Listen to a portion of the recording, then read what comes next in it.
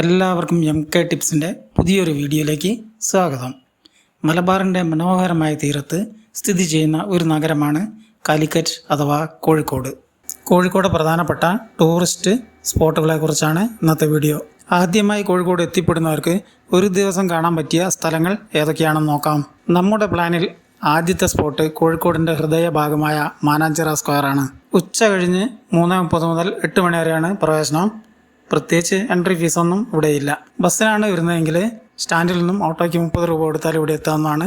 അതേപോലെ തന്നെ റെയിൽവേ സ്റ്റേഷനിലാണെങ്കിൽ 30 രൂപ കൊടുത്താൽ മതി. ഈ മാനാഞ്ചിറ സ്ക്വയറിനുള്ളിൽ കയറിയാൽ തന്നെ ഒരു പ്രത്യേക അനുഭൂതിയാണ്. മുളങ്കാടുകളും തണൽ മരങ്ങളും എല്ലാം നിറഞ്ഞതിനാൽ ഇത് ഒരു നഗരത്തിൻ്റെ നടുക്ക് തന്നെയാണോ എന്ന് തോന്നിപ്പോവും. അത്രയും ശാന്തമായ ഒരു അന്തരീക്ഷമാണ് ഇതിനുള്ളിലുള്ളത്. വൈകുന്നേരങ്ങളിലൊക്കെ ഇവിടെ നല്ല തിരക്കാണ് ഉണ്ടാവുക. കൂടാതെ ഇതിനുള്ളിൽ തന്നെ ഉപ്പിലിട്ടതും ചായ, കടികൾ, ഐസ്ക്രീം തുടങ്ങിയവയൊക്കെ കിട്ടുന്ന ഒരു കടയുമുണ്ട്. ഇതാണ് കേരളത്തിൻ്റെ ആദ്യ വിശ്വപൗരൻ എന്ന വിശേഷണം നേടിയ മുൻ പ്രതിരോധ മന്ത്രി VK കൃഷ്ണമേനോൻ്റെ പ്രതിമ. കോഴിക്കോട് ജില്ലയിലെ പന്നിയങ്കരയിലാണ് ഇദ്ദേഹം ജനിച്ചത്. നയതന്ത്ര പ്രതിനിധി, രാഷ്ട്രീയ പ്രവർത്തകൻ എന്നതിലുപരി ഒരു എഴുത്തുകാരൻ കൂടിയായിരുന്നു VK കൃഷ്ണമേനോൻ. ഇതിനുള്ളിൽ തന്നെ കുട്ടികൾക്ക് കളിക്കാനുള്ള നല്ലൊരു പാർക്കിംഗ് കൂടിയുണ്ട്. ഈ വഴിയിലൂടെ നടന്നാൽ മാനാഞ്ചിറയുടെ മറ്റൊരു സൈഡിലെത്താം. വഴിയുടെ സൈഡുകളിലായി എല്ലാവർക്കും ഇരിക്കാനുള്ള ഇരിപ്പിടവുമുണ്ട്. ഈ വേലിക്കപ്പുറത്താണ് മാനാഞ്ചിറ. എല്ലാ നഗരങ്ങൾക്കും ഒരു സൗന്ദര്യ രഹസ്യമുണ്ട്. കോഴിക്കോട് നഗരത്തിൻ്റെ സൗന്ദര്യ രഹസ്യം എന്താണെന്ന് ചോദിച്ചാൽ അധികമാർക്കും ആലോചിക്കേണ്ടി വരില്ല. മാനാഞ്ചിറയും മാനാഞ്ചിറ മൈതാനവും. അത്രയ്ക്ക് സുന്ദരമാണ് ഈ ചിറയും മൈതാനവും. മാനാഞ്ചിറ സ്ക്വയറിൽ നിന്നും പുറത്തേക്ക് ഇറങ്ങിയാൽ പിന്നെ നഗരത്തിൻ്റെ തിരക്കായി. റോഡ് സൈഡിലുള്ള തട്ടുകടയിൽ നിന്നും എണ്ണക്കടിയും ചായയും കുടിച്ച് നേരെ SM സ്ട്രീറ്റിലേക്ക് നടന്നു. മാനാഞ്ചിറ സ്ക്വയറിൻ്റെ തൊട്ടടുത്ത് തന്നെയാണ് കേട്ടോ SM സ്ട്രീറ്റ്. ഈ SM സ്ട്രീറ്റിനെ മിഠായി തെരുവ് എന്നും പറയും.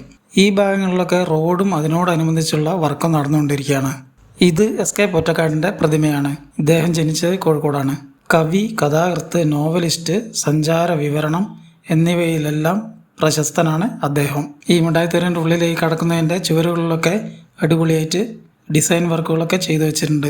നേരെ SM സ്ട്രീറ്റിലേക്ക് കടന്നാൽ പിന്നെ ഭയങ്കര തിരക്കാണ്. കോഴിക്കോടൻ ഹൽവ, വറുത്തകായ്, പലതരം മിഠായികൾ, ഡ്രസ്സുകൾ, ബാഗുകൾ എന്നിവയുടെയൊക്കെ ഒരു അത്ഭുത ലോകം തന്നെയാണ് ഇവിടെ. ഇതാണ് നമ്മുടെ കോഴിക്കോട് ബീച്ച്. സൂര്യാസ്തമയം ആയതിനാൽ എല്ലാവരും അസ്തമയം നോക്കി നിൽക്കുകയാണ്. ഈ ബീച്ചിൻ്റെ ഒരു പ്രത്യേകത എന്താണെന്ന് വെച്ചാൽ എപ്പോഴും ഒരു ഉത്സവം പോലെയാണ്. നിറയെ ആൾക്കാരും കളിപ്പാട്ടങ്ങളും ഫോട്ടോഷൂട്ടുകാരും ഒക്കെയായിട്ട്. ഈ ബീച്ചിൽ ആദ്യം പല ഭാഗത്തായിട്ടാണ് കച്ചവടക്കാരും ഉണ്ടായിരുന്നത്. അവരെ ഒരുമിപ്പിച്ച് ഒരു കുടക്കീഴിൽ ഒരു സ്ട്രീറ്റ് ഫുഡ് ഹബ്ബായി നിരനിരയായി ഒരുക്കിയിരിക്കുകയാണ്. ഇത് കാണാൻ തന്നെ എന്തൊരു ഭംഗിയാണ്. കോഴിക്കോട് വൺ ഡേ ട്രിപ്പിന് വരുന്നവർ നിർബന്ധമായിട്ടും എത്തിച്ചേരേണ്ട ഒരു സ്ഥലമാണ് കോഴിക്കോട് ബീച്ച്. ഇവിടെ വരുന്നതിന് പ്രത്യേകിച്ച് ഫീസോ കാര്യങ്ങളോ ഒന്നുമില്ല. ഏത് സമയത്ത് വേണമെങ്കിലും എത്താം. എത്ര സമയം വേണമെങ്കിലും ഇവിടെ ചിലവഴിക്കാം. ഇനി അടുത്ത സ്പോട്ട് എവിടെയാണെന്ന് വെച്ചാൽ കോഴിക്കോട് ബട്ട് റോഡ് ബീച്ചാണ്. ഇതിൻ്റെ തീരം ബ്ലിസ് പാർക്ക് എന്നുകൂടി അറിയപ്പെടുന്നുണ്ട്. ഇവിടുന്ന് ഏകദേശം 2-3 കിലോമീറ്റർ ആണുള്ളത്.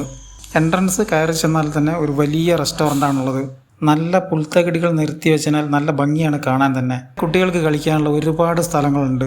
കാറ്റ് കൊണ്ടിരിക്കാനും അതുപോലെ തന്നെ സംസാരിച്ചിരിക്കാനൊക്കെ കുറേ ഇരിപ്പിടങ്ങളൊക്കെ സെറ്റ് ചെയ്ത് വെച്ചിട്ടുണ്ട്. ഈ ബീച്ചിൽ വരുന്നാൽ നല്ല സൺസെറ്റ് നമുക്ക് ആസ്വദിക്കാനാവും. ഇവിടെ പ്രത്യേകിച്ച് എൻട്രൻസ് ഫീ ഒന്നുമില്ല. എപ്പോഴും ഇവിടത്തേക്ക് പ്രവേശനമാണ്. കൂടാതെ ഇവിടെ ഒട്ടക സവാരിയുണ്ട്. ഇവിടെ 2 ഒട്ടകങ്ങളാണ് ഇപ്പോഴുള്ളത്. ഏകദേശം ഇത്രയൊക്കെ സ്പോട്ടുകളെ നമുക്ക് ഒരു ദിവസം കൊണ്ട് കാണാൻ പറ്റുള്ളൂ. ഇതൊന്നും കൂടാതെ planetarium, Malabar botanical garden, Sarovaram bio park, Beypore beach, Kappad beach തുടങ്ങിയ സ്പോട്ടുകളൊക്കെ ഉണ്ട്. അപ്പോൾ എല്ലാവർക്കും വീഡിയോ ഇഷ്ടപ്പെട്ടെന്നായിരുന്നു. ഇഷ്ടപ്പെട്ടാൽ ലൈക്ക് ചെയ്യുക, സബ്സ്ക്രൈബ് ചെയ്യുക, കമൻറ്റ് ചെയ്യുക. അടുത്ത വീഡിയോ വരുന്നവരെ ബൈ.